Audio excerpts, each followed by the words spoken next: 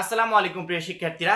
College ভর্তি আবেদনের নিয়ম, কলেজ চয়েস দেওয়ার নিয়ম, এই বিষয়টা সবচেয়ে বেশি জানার আগ্রহ শিক্ষার্থীদের, যে বাসায় বসে আমি আমার হাতে থাকা মোবাইল ফোন দিয়ে নিজের পছন্দ মতো কলেজ ভর্তি আবেদনটা কিভাবে করতে পারবো। কারণ কি, কম্পিউটার দোকানে গেলে সেখানে তোমাকে টাকা দিতে হবে, তুমি তো আবেদনের ফিটা দিবেই, তারপরও এক্সট্রা একটা চার্জ দিতে হবে। বাসায় বসে আবেদন করলে কোনো ধরনের চার্জ নাই, তুমি শুধুমাত্র পেমেন্ট করে দিবে। এখানে পেমেন্টের প্রসেসটাও কিন্তু একেবারে ইজি, তুমি চাইলে বিকাশ দিয়ে সহজেই তুমি পেমেন্ট করতে পারবে, এবং বিকাশ দিয়ে কিভাবে পেমেন্ট করতে হবে সেই প্রসেসটাও কিন্তু আমি তোমাদেরকে দেখিয়ে দিব।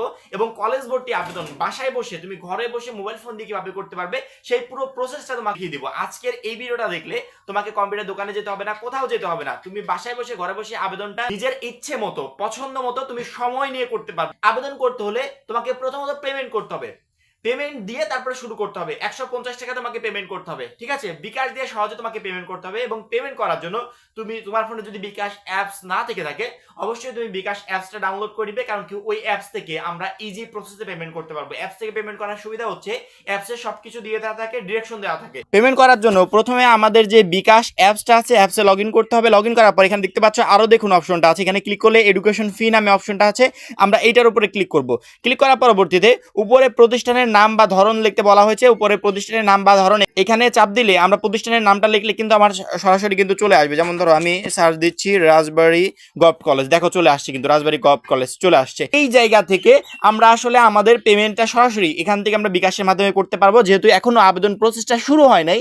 শুরু হলে লাইভ একটা পেমেন্ট করে আমি তোমাদেরকে দেখিয়ে দেবো। এখন আবেদন প্রসেসটা শুরু হয় না, তো পেমেন্ট করবো কিভাবে?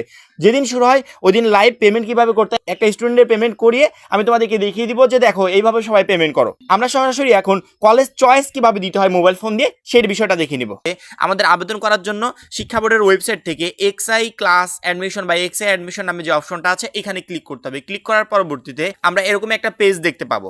এরকম একটা পেজ দেখতে পেলে নিচে দেখতে পাচ্ছ অ্যাপ্লাই নাও বাটন আছে। অ্যাপ্লাই নাও বাটনে আমাদেরকে ক্লিক করতে হবে। অ্যাপ্লাই নাও বাটনে ক্লিক করার সাথে সাথে এরকম একটা অপশন কিন্তু আমাদের সামনে চলে আসবে, যেখানে রোল নাম্বার, কোড, পাসিং ইয়ার, রেজিস্ট্রেশন নাম্বার এগুলো কিন্তু চাচ্ছে। প্রথমত তুমি তোমার রোল নাম্বারটা দিবে, এসএসসিতে যে রোল নাম্বারটা ছিল সেটা দিবে।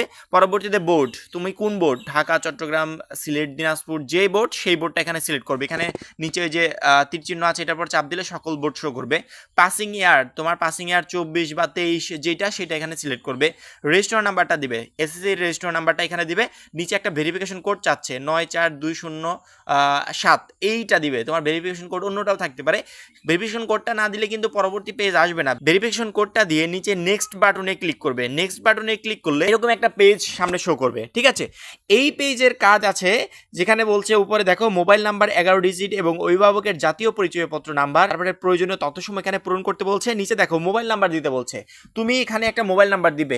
এখানে মোবাইল নাম্বারটা তুমি তোমার অভিভাবকেরও দিতে পারো বা তুমি নিজেরও দিতে পারো, কারণ কি এই নাম্বারে তোমার পরবর্তী ইনফরমেশনগুলো তোমাকে এসএমএস দিয়ে জানিয়ে দেওয়া হবে।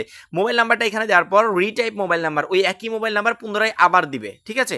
পরবর্তীতে NID number of your guardian optional, এখানে তুমি একটা কাজ করবে, সেটা হচ্ছে তুমি তোমার পিতা বা মাতা, যে বর্তমান অভিভাবক, তোমার গার্ডিয়ান যিনি যিনি তোমার ভরণ পোষণ করে থাকে, তার এনআইডি নাম্বারটা এখানে দিবে। যদি মাতা হয় মাতা দিবে, পিতা হলে পিতা দিবে, এবং পিতা মাতা যদি কেউ না থাকে সেক্ষেত্রে তুমি অন্য কারোটা দিতে পারবে।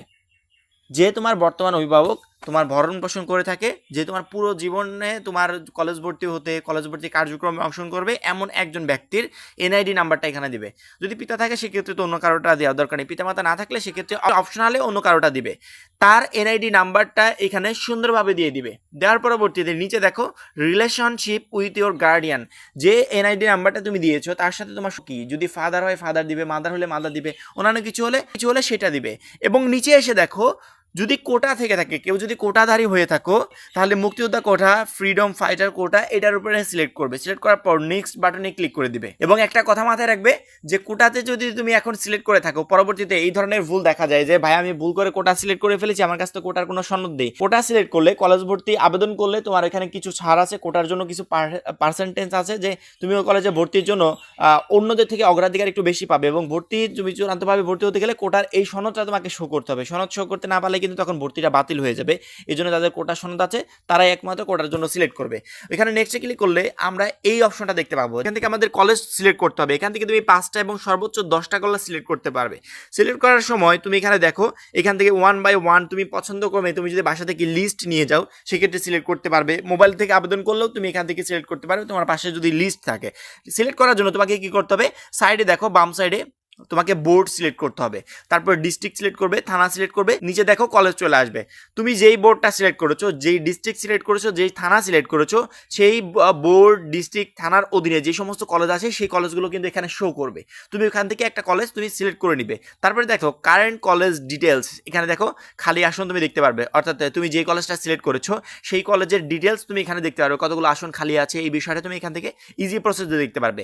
ওই কলেজের শিফট, তুমি ডে শিফটে ভর্তি হবে, মর্নিং শিফট নাকি নাইট শিফট, এই ধরনের যদি শিফট থাকে এখান থেকে সিলেক্ট করতে পারবে। ওই কলেজের ভার্সন, তুমি বাংলা ভার্সন নাকি ইংলিশ ভার্সনে পড়বে সেটা সিলেক্ট করতে পারবে। গ্রুপ, তুমি কোন গ্রুপে ভর্তি হতে চাও, সায়েন্স, আর্টস, কমার্স, সেই গ্রুপগুলো সিলেক্ট করবে। তারপরে স্পেশাল কোটা, তোমার যদি কোনো কোটা থেকে থাকে সেটা এখান থেকে সিলেক্ট করবে। এডুকেশন কোটা, এরকম কোটা থেকে থাকলে দিবে, না তো নো দিবে। 99% শিক্ষার্থী আসলে নো দিয়ে থাকে। অ্যাট দিস কলেজ, এটার উপর চাপ দিলেই একটা কলেজ, যেই কলেজের ইনফরমেশনগুলো এতক্ষণ দিলে ওই কলেজটা তোমার এখানে সিলেক্ট হয়ে যাবে। এভাবে আবার পর্যায়ক্রমে প্রথম থেকে আবার সেই বোর্ড, থানা, ডিস্ট্রিক্ট এগুলো সিলেক্ট করার পর ওই বোর্ড, থানা, ডিস্ট্রিক্টের অধীনে যে কলেজগুলো আছে সেগুলো শো করবে। তোমার পছন্দ করবে দ্বিতীয় নাম্বার যে কলেজটা, সেই কলেজটা তুমি আবার কলেজের এখান থেকে সুন্দরভাবে সিলেক্ট করে দিবে। সিলেক্ট করার পরবর্তীতে নিচে আবার ওই যে তুমি শিফট, ভার্সন, গ্রুপ, স্পেশাল কোটা, এডুকেশন কোটা এগুলো সিলেক্ট করার পর অ্যাট দিস কলেজ সিলেক্ট করলে তোমার দ্বিতীয় নাম্বার কলেজটা সিলেক্ট হয়ে যাবে। এইভাবে তুমি 5 থেকে 7টা বা 10টা কলেজ সিলেক্ট করতে পারবে। এবার এখানে দেখেছো যে কলেজগুলো সিলেক্ট করা হয়েছে 1 2 3 এভাবে করে সিলেক্ট করা হয়েছে। সিলেক্ট করা হলেই তোমার কাজ শেষ। কাজ শেষ কারণ কি, নিচেতে প্রিভিউ অ্যাপ্লিকেশন দেখতে পাচ্ছ, এটার উপরে চাপ দিবে একটু অ্যাপ্লিকেশনটাকে প্রিভিউ করার জন্য। যখনই প্রিভিউ অ্যাপ্লিকেশনের উপর তুমি চাপ দিলে তখন তোমার সামনে এরকম একটা পেজ শো করবে যে তোমার সবকিছু আসলে ঠিক আছে কিনা। যদি তুমি দেখো যে না সবকিছু ঠিক আছে, তোমার আর কোনো প্রবলেম নাই, সেক্ষেত্রে সাবমিট অ্যাপ্লিকেশনের উপর চাপ দিলে তোমার অ্যাপ্লিকেশনটা সাবমিট হয়ে যাবে। এবং এই অ্যাপ্লিকেশনটা তুমি একটু প্রিন্ট করে রাখবে। যদি মোবাইল ফোন দিয়ে করো সেক্ষেত্রে মোবাইল ফোনে প্রিন্ট বাটনে চাপ দিয়ে একটু প্রিন্ট করে নিবে, প্রিন্ট করে মোবাইল ফোনে রেখে দিবে। পরবর্তীতে কম্পিউটার দোকানে গিয়ে সেটা বের করে নিয়ে আসবে, ঠিক আছে, বা ডাউনলোড করে নিবে, কম্পিউটার দোকান থেকে বের করে নিয়ে আসবে। যদি মোবাইল ফোন দিয়ে না করে কম্পিউটার দোকান থেকে করো সেক্ষেত্রে কম্পিউটারের দোকান থেকেই সুন্দরভাবে প্রথমত প্রিন্ট করে নিবে। তোমার কাজ কিন্তু শেষ, কলেজ চয়েসও কিন্তু হয়ে গেল। আশা করি ক্লিয়ারলি বুঝতে পেরেছো। এই ভিডিওটা দেখার পর আমার মনে হয় না যে একটা শিক্ষার্থীরও কম্পিউটার দোকানে গিয়ে আবেদন করার প্রয়োজন আছে। ঘরে বসে তারা ইজি প্রসেসে কলেজ ভর্তি আবেদনটা যে কোনো সময় করতে পারবে। 26 তারিখ থেকে আবেদন শুরু হচ্ছে, 26 তারিখ সকাল থেকে তুমি আবেদনটা করতে পারবে। এবং 26 তারিখ সকালে আমরা আলাদাভাবে একটা কলেজ ভর্তির আবেদন করে লাইভ তোমাদেরকে দেখিয়ে দেবো যে দেখো একটা শিক্ষার্থীর আবেদনটা আমরা এইভাবে করলাম, তোমরা এখন পর্যায়ক্রমে এভাবে আবেদনটা ঘরে বসে করতে পারবে। এখন এই পর্যন্ত কলেজ ভর্তি সম্পর্কে পরবর্তী যে কোনো আপডেট সবার আগে পেতে অবশ্যই আমাদের চ্যানেলটা সাবস্ক্রাইব করে পাশে বেল আইকনটা ক্লিক করে রাখবে। সবাই ভালো থাকবে, সুস্থ থাকবে, খোদা হাফেজ।